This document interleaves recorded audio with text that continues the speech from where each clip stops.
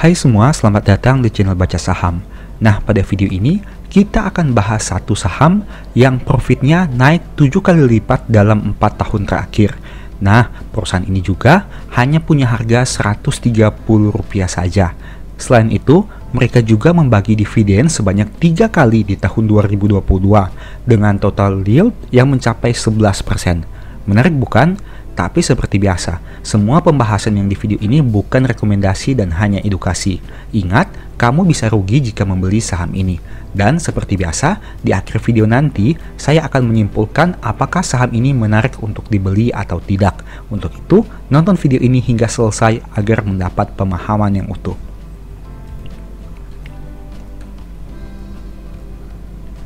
Oke, pada video ini, kita akan membahas saham PPGL atau Prima Globalindo Logistik. Perusahaan ini didirikan pada tahun 2015 dan tentunya menyediakan jasa pengiriman barang untuk ekspor dan impor. Sekarang mari kita lihat komposisi pemegang sahamnya. Sebagian besar saham perusahaan masih dipegang oleh pemegang mayoritasnya, sekitar 62% oleh Bapak Darmawan Suryadi dan ada 20% oleh Jab Astrid Patricia. Sehingga hanya 20,8% saja saham yang berada di masyarakat. Nah, menariknya di sini, top manajemen perusahaan memiliki saham perusahaan dan masih bisa dikatakan sebagai pengendali perusahaan. Dalam hal ini, Bapak Darmawan dan Jab Astrid Patricia merupakan pemegang saham utama juga di perusahaan ini.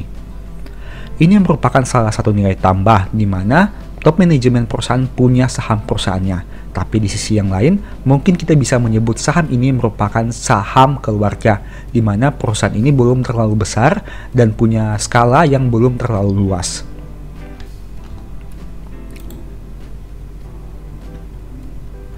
Sekarang mari kita lihat dari probabilitas kenaikan harga setiap bulannya.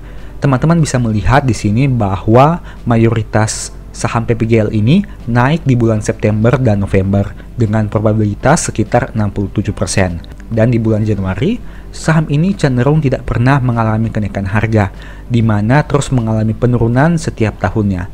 Nah, di sini ada yang saya perlu garis bawahi.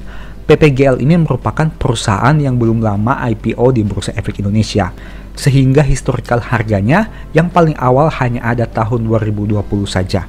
Kita tidak bisa melihat historical 10 tahun terakhir karena mereka baru IPO pada tahun 2020.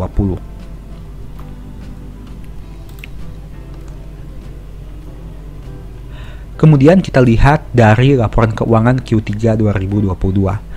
Perusahaan mencetak jumlah aset sekitar 163 miliar yang mengalami peningkatan meskipun tidak signifikan dibanding tahun sebelumnya. Di sini teman-teman bisa melihat bahwa mayoritas aset perusahaan berada pada aset tetap sebanyak 56 miliar. Selain itu ada juga piutang usaha sebanyak 54 miliar. Untuk saldo kasnya sendiri hanya sekitar 9,7 miliar di tahun 2022 ini.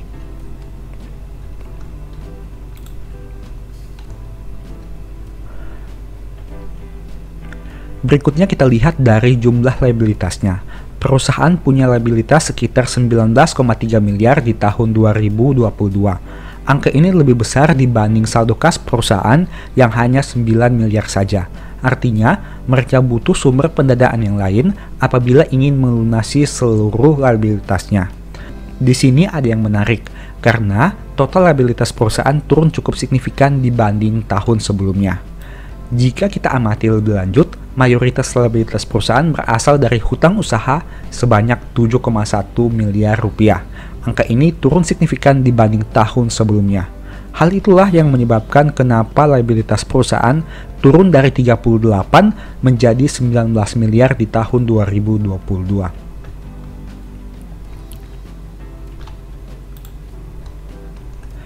Kemudian kita lihat ekuitasnya.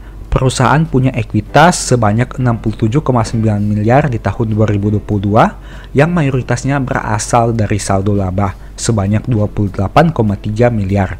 Angka ini mengalami peningkatan dibanding tahun sebelumnya yang hanya 15 miliar saja.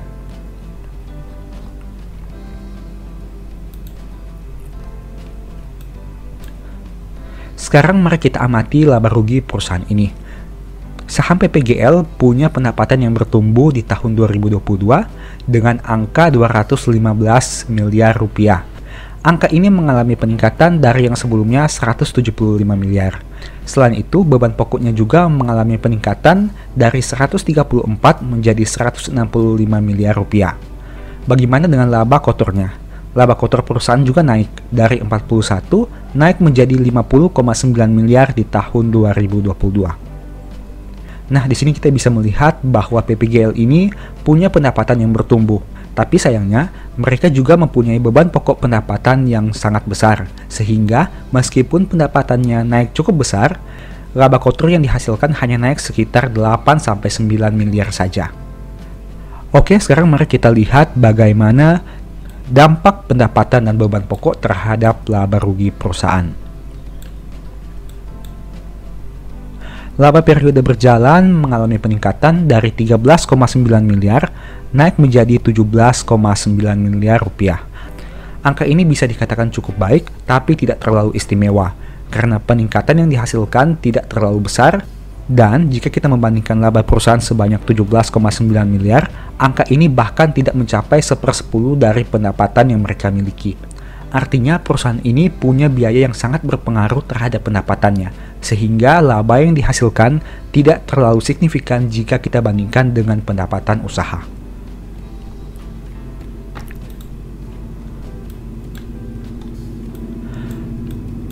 Oke, berikutnya kita lihat dari historical labanya.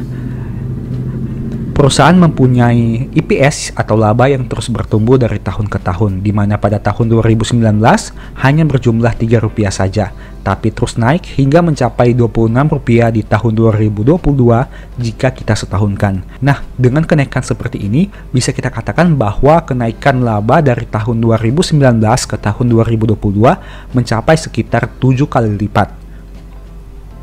Selanjutnya kita lihat dari sisi pembagian dividen. Saham ini membagi dividen yang cukup menarik di tahun 2022 sebanyak 3 kali, yaitu pada bulan 1, bulan 6, dan bulan 12. Jika kita total dan kita bahagi dengan harga sahamnya, maka dividen yield yang akan dibagikan sekitar 11% per tahunnya. Tapi teman-teman harus ingat bahwa perusahaan ini tidak bisa dikatakan konsisten membagi dividen, karena pada tahun 2020 mereka membagi dividen sebanyak Rp2, tapi di tahun 2021 mereka absen membagi dividen. Sehingga dari 3 tahun terakhir mereka tidak konsisten membagi dividen setiap tahun. Mungkin hal itu bisa teman-teman pertimbangkan sebelum mengambil keputusan apabila tertarik dari sisi dividennya.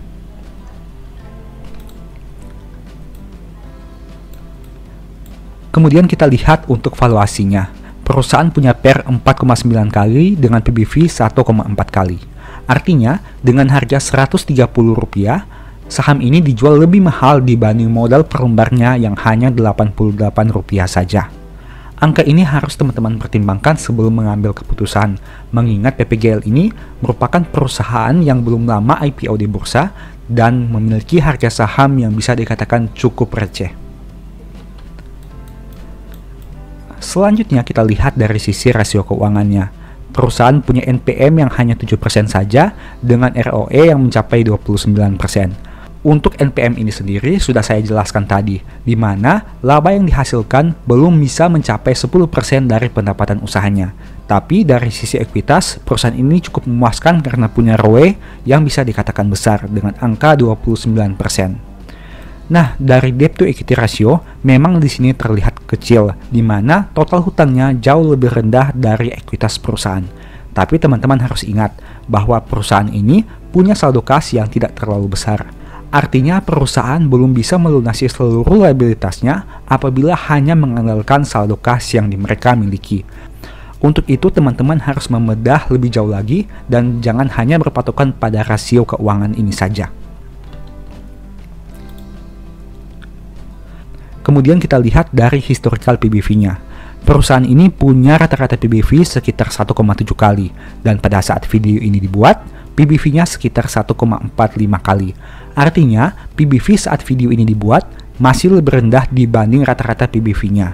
Tapi teman-teman harus ingat, hal ini tidak menjamin, karena dengan angka 1,4 kali, berarti harga yang ditawarkan masih lebih tinggi dibanding modal per lembarnya.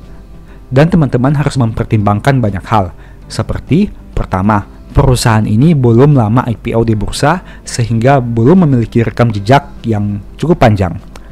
Kedua, perusahaan punya total keuangan yang belum terlalu besar sehingga masih bisa dikatakan sebagai perusahaan kecil dan masih sangat rentan dengan terjadinya fluktuasi ekonomi di Indonesia.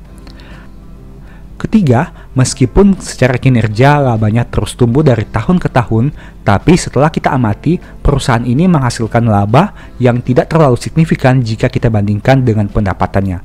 Artinya, biaya operasional perusahaan cukup mendominasi keuangan yang mereka miliki, sehingga itu juga harus menjadi perhatian sebelum teman-teman mengambil kesimpulan. Selanjutnya kita lihat dari pergerakan harganya. Nah, teman-teman bisa melihat di sini bahwa dalam 1 tahun terakhir, harga sahamnya sudah naik 11%, tapi di tahun 2022 masih minus 3%. Dengan data ini, saya menyimpulkan bahwa harga saham perusahaan sebenarnya belum terlalu naik atau turun secara signifikan, dan bisa dikatakan masih diam di tempat. Oke, sekarang kita masuk ke dalam kesimpulan. Apakah saham PPGL ini menarik di harga 130? Menurut saya belum, karena dengan berbagai pertimbangan yang sudah saya sampaikan tadi, seperti skala perusahaan yang masih kecil, saham ini masih merupakan saham baru di bursa dan belum memiliki rekam jejak, dan berbagai pertimbangan lainnya. Nah, bagaimana jika ada teman-teman yang tertarik dengan saham ini? Mungkin bisa wait and see terlebih dahulu, dan menunggu sampai harganya turun ke angka Rp100. Sebelum membeli saham ini, teman-teman perlu mempertimbangkan banyak hal, seperti yang sudah saya sampaikan tadi. Dan dengan harga saham yang hanya Rp130-an ini, saham ini mungkin kedepannya berpotensi untuk mengalami fluktuasi naik turun harga yang signifikan. Untuk itu, teman-teman harus mempertimbangkan banyak aspek sebelum mengambil kesimpulan. Ingat, apapun pembahasan di video ini bukan rekomendasi dan hanya edukasi serta informasi. Kerugian teman-teman tanggung sendiri, dan saya selalu mengatakan disclaimer on. Semoga ada manfaat baru yang teman-teman bisa dapatkan setelah menonton video ini ya. Thank you.